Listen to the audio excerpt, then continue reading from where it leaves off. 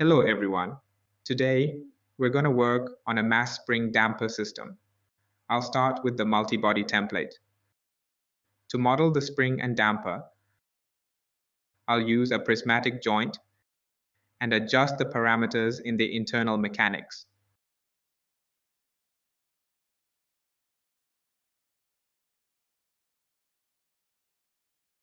For the mass, I'll use this solid block. In this case, let's define it as a point mass.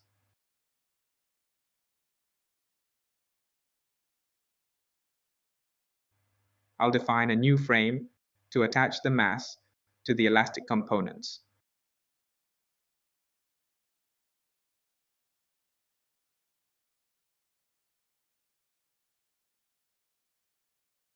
Or you can attach it directly to the R port. As you can see that it's located at the center of mass.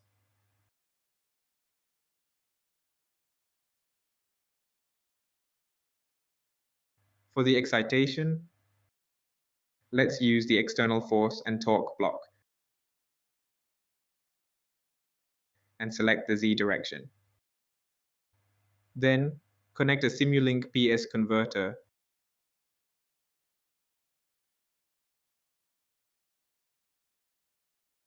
and add a harmonic force input. To measure the output, you can check the position sensing option in the prismatic joint or use a transform sensor.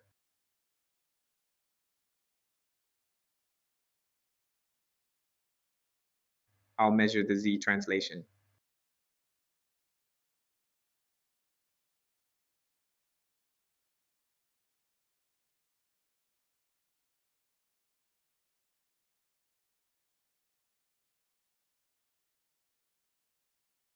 All right, let's see the results.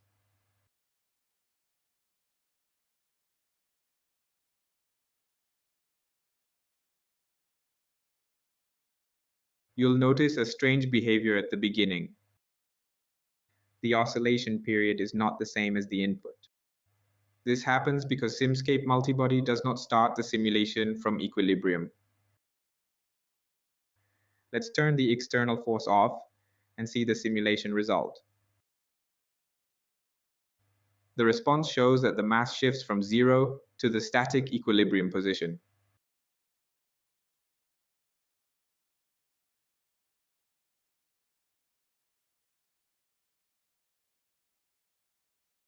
The static equilibrium of this system is 0.0981 meters.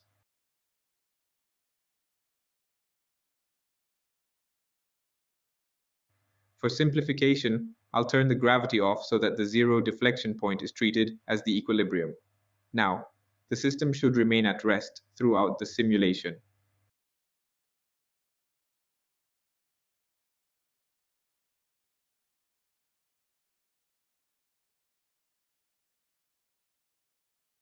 Let's see the response at 5 radians per second.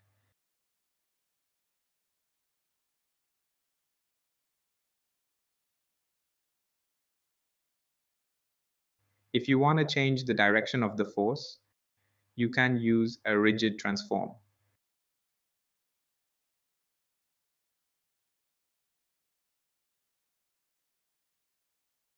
In this case, I'll rotate it around the y-axis to flip the forcing direction.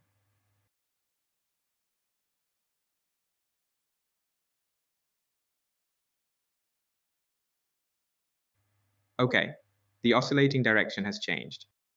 Another alternative way to model this system is to use the Simscape Foundation library.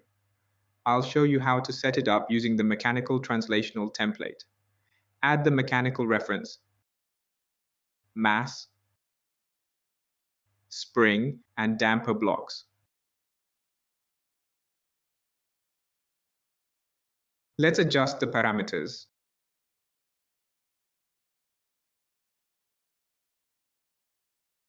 Connect these lines like this.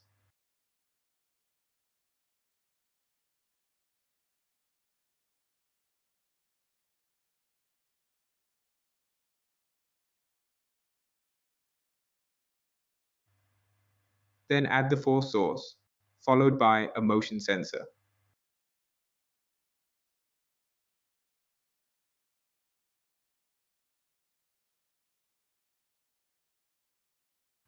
I'll measure the displacement here.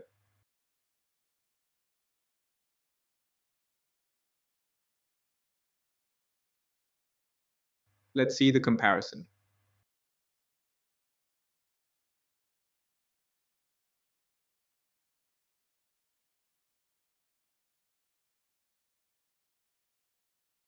Well, I think I forgot something. This might be the sensor reference. All right, as you can see, both models give the same results. Now, I'll compare the Simscape model to the mathematical model. In this video, I'll compare these models using frequency responses.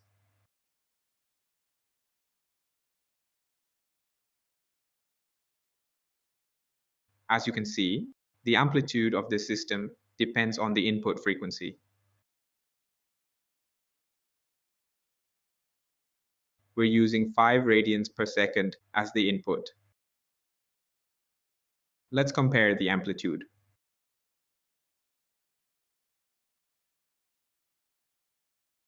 The amplitude at this frequency is about 0.0026.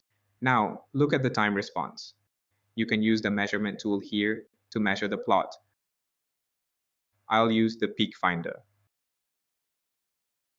Check this box to show peaks and compare it to the frequency response curve. It matches. Now, for the phase angle, we need to compare the output to the input.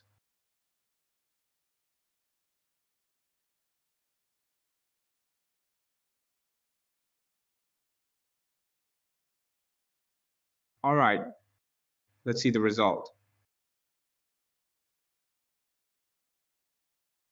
I think the input signal is too large.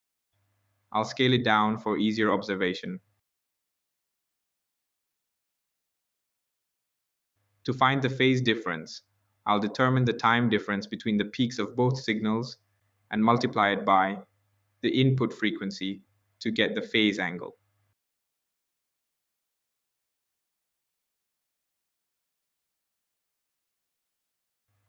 So the phase angle for this frequency is negative 0.195 radians.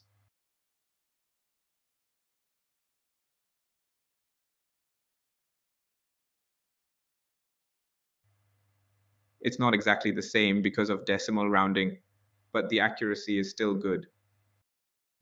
Now let's vary the frequency. The natural frequency is 10 radians per second, so let's try that.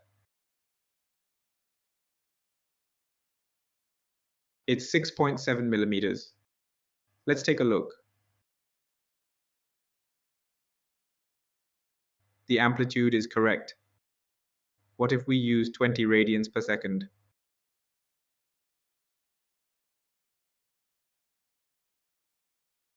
All right.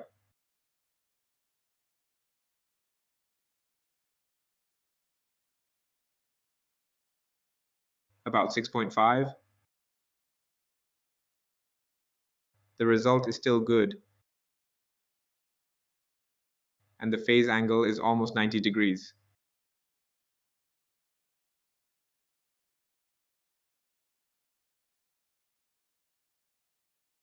I think it looks good. I hope you found this helpful. If you have any questions or want to see a specific topic, let me know in the comments. Thanks for watching, and I'll see you in the next video.